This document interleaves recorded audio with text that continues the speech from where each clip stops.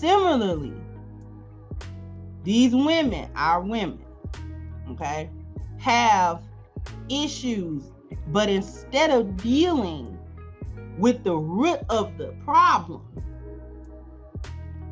they would rather get the quick fix. What's the quick fix? The easiest, quickest way for a female to fill her vessel is sex. Okay? That's the quick fix. And it is no mistake that in today's society that we now live in a hookup culture that does not shame women from going out and getting these random sex partners. Now, some women specialize in extracting this energy from men. Okay? We call these women the succubus.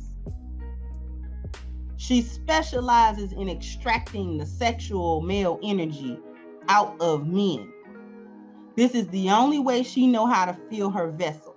She will never be the kind of woman that will be able to have a man in a wholesome way that's just willing to fill her vessel in multiple ways aside from sex. She knows she'll never be that woman.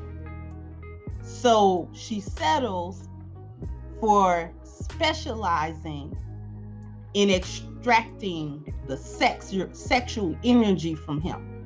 So what will she do? She will become the siren or the succubus. She become that. She's highly sexual. She's very good at it. To the point where when she does get with a guy, he don't care what kind of woman she is. It become irrelevant because he's not trying to get to know her like that, and she don't want nothing else from him. Okay? She's attempting, so what she's doing is specializing in getting that energy. Many times a succubus will become a sex worker because that's easy access to the energy that she's trying to get. It's less work, and actually the men come to her to give her this energy. Okay? She'll specialize in this, in extracting the sexual energy. Now, the other women who don't become an expert here or don't become a sex worker per se, she's still going from man to man to get this fix. This is where you're getting these high body count from, because she need her vessel filled.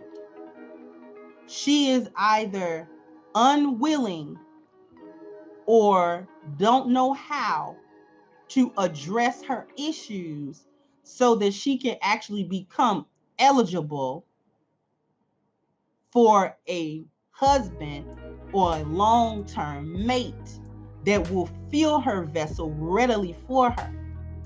So she's doing these quick fixes. The quickest way to get a man to fill your vessel even halfway is to have sex with him. But in order to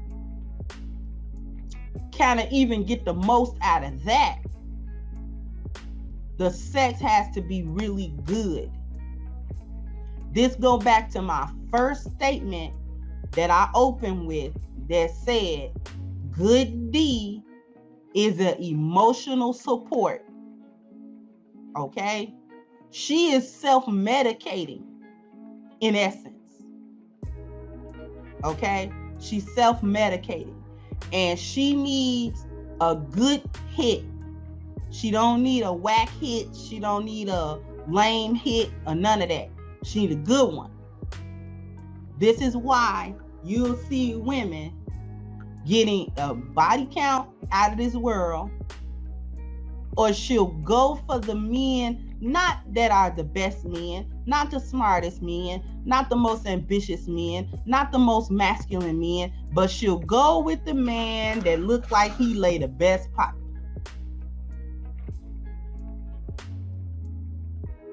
Okay?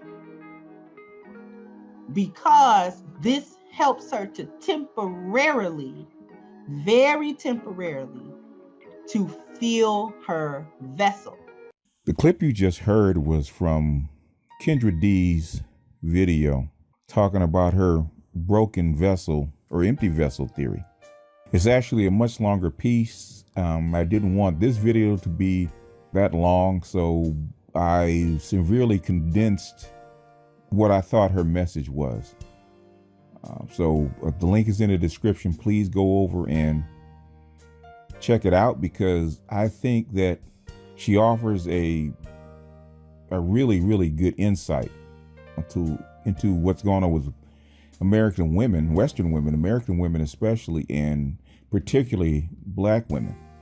Our Black women suffer so many addictions that it's ridiculous.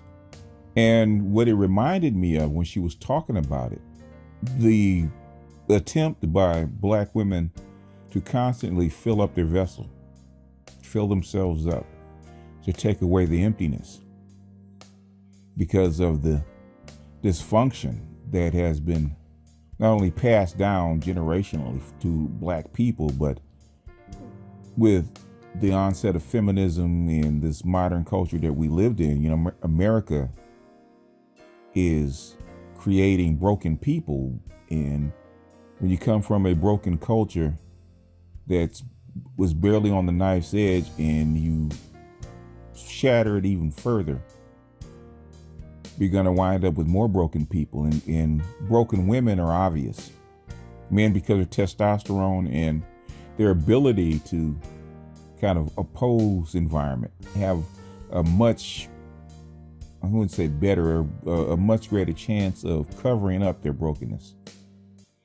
Women do not. They exhibit behavior of brokenness because their world inside is emotional. And what Kendra was talking about, it was so profound. And she talked about food and alcohol and lots of other different aspects of how our women, Black women, actually exhibit this emptiness, this empty vessel theory. And it reminded me of what the Buddhists call the hungry ghost. It's a very, very old idea, or very old theory about the emptiness of spirit. Now, a hungry ghost is a character or an archetype to where they're constantly hungry, they're constantly cold, or they're hot, or they're constantly uncomfortable. So they're looking for comfort. You can see the examples of the emaciated body and the bloated belly because they constantly need nourishment. But that nourishment bloats the body, bloats the belly, full belly, but it doesn't nourish the rest of the body. And when it does get into their body, it turns into flames. It actually exhibits more discomfort. So they can, even though they want to be satisfied, they just find themselves on a carousel to be becoming more uncomfortable. And I think a lot of women, Black women in particular, are doing that.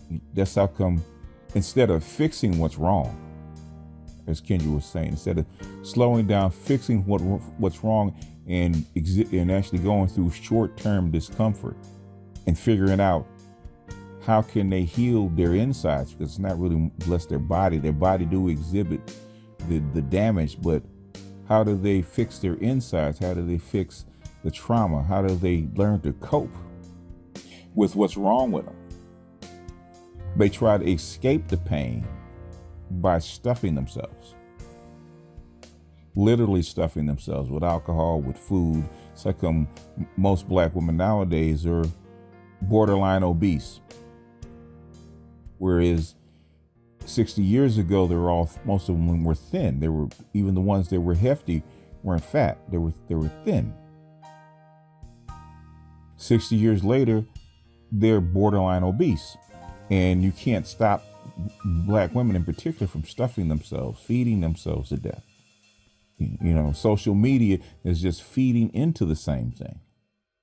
They're stuffing themselves because that's it. That's the hungry ghost, that insatiable appetite that has been wrought by this culture that we're in, this capitalist consumerist culture that we're in, but also by the damage that it does by not giving its individuals fulfilling lives, Black people in particular, something that we've never really had.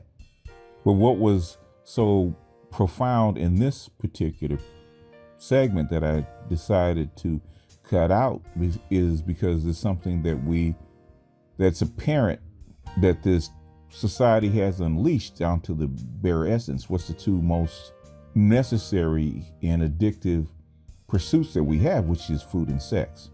It's something that you naturally crave, but normally nature constrains it to where food is not always readily available, so you can't get fat, and sex is not always readily available. It has to be restricted. What happens when there's no restrictions on it? And society doesn't put a restriction on it. What are you going to see? You're going to see obese people. But on the flip side, when you take restrictions off of sex, what do you see? You see, like Kendra says, women with high body counts and women going from man to man and never being fulfilled by a man because she never gets the complete man. And the more her spirit becomes emaciated, the less attractive that she is to a man. And as this society gets more liberal and what we call progressive, what she has and what the modern woman has is less and less to actually give to the man. She's not as feminine. She's not as caring. She's not as knowledgeable. She's not as emotionally supportive. So basically, she has nothing to give to a man except sex. That's all that she has to give to get what she needs, because she needs more than just sex. She accepts sex, but that's not what's going to fill her up. As Kendra says, she needs the whole man. She needs all of his masculinity. She needs his emotional stability. She needs his firmness. She needs his boundaries. She needs his logic. She needs his emotional support, and she needs his sex. But since she's not bringing the whole woman to his whole man, she's only getting a part of him, because I always said sex is a shortcut. It's turning over your ace in the first hand, because you know he's going to accept it, at least temporarily. So since she can't get the whole man, she's getting a part of the man until she wears out. Then she goes to the next, to the next, to the next, to the next, to the next, chasing what they call chasing the dragon, chasing that fulfillment, or chasing that hunger, that meal, that nourishment that is constantly out of her reach. And instead of the society, her culture, correcting that, it does what? It encourages it. I'm an alpha female, and I don't need a man. I don't need a man to be around. I don't need his attention. I don't need any of that stuff, which, as Kendra says, is a lie. And as Kendra says, the bag which is resources, is important, but it's not the whole thing. A man paying your bills is not the whole thing. I've known too many kept women whose well-to-do men put them in homes, paid their bills, set them up in businesses. And when they came home to their nice houses and their nice pet, in their nice car, in their nice garage, in their nice neighborhood, they went right to the refrigerator, poured them a glass of wine, went right to the medicine cabinet, and took up their bottle of pills so they could sleep. Because all they got was his penis and his money. They didn't get the whole man. So now they have to find other men in their lives that don't have the money to come in and actually support what they're missing, which they can't find, which can't feed the hungry ghost. And then they'll have a baby, Why? Because that vessel is empty, so they need something to fill it up.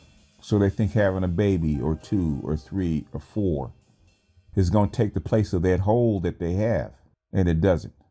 Think it's going to fill that empty spot in them and nourish them, and it doesn't. And then they pass down that emptiness, as Kendra said in her piece, down to their children and sometimes to their grandchildren. That insatiable hunger that is never enough. I've always said that I've been down in places where people live in literally huts with no windows and a tin roof. And they're dirt poor. I mean, literally dirt poor. But they have that man, and they have their children, and they have their family. And you can tell they're not overly happy, but they're content. You don't see them on drugs or drinking alcohol or doing any kind of that stupid shit where they're half killing themselves. They have enough to eat, they have enough to drink, and they have the emotional support. And those women are happy. They're content. You can see it in their faces. They're all married. You can see with our women are what? Obese. They're unhappy. They're mean. They're grouchy because what? They're damaged. They're broken. They're empty. And they're hungry. And they keep trying to fill those hungry bellies up with what? Drugs, food, and as much sex as they can get. And yet nothing in their life changes. Nothing in their family position changes. The marriage rates go down. The men want them even less. I was watching some videos before I decided to sit down and start doing this piece about the hungry ghost, about addiction. And there was a Canadian psychologist that talked about the hungry ghost syndrome, or the addictive syndrome, to be a reaction to trauma, a reaction to brokenness. And the funny thing is, it's obvious to everybody except the people that are going through it, which is black women. Probably for a good reason, is because they can offload the blame for their trauma onto their men. What they're going through, and it's not because of their brokenness or because of the trauma that only they can fix. They're going through it is because their men are no good. Their men are broken, and their men are shattered.